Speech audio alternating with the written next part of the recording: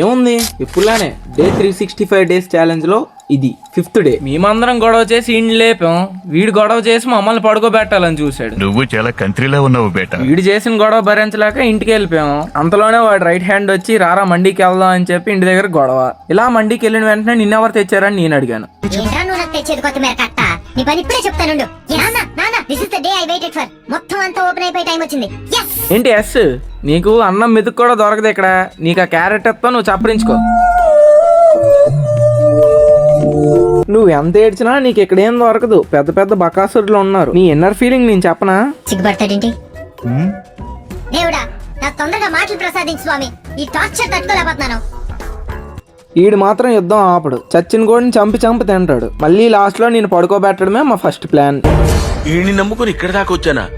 ఈడు పెద్ద పుడింగాడు అనుకున్నాను. ఇంటికి రారా చెప్తాను ఈ పని.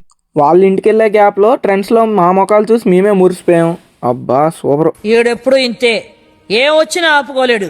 ఇంకేదైనా ఉంటే నెక్స్ట్ వీడియోలో మాట్లాడుకుందాం. బాయ్.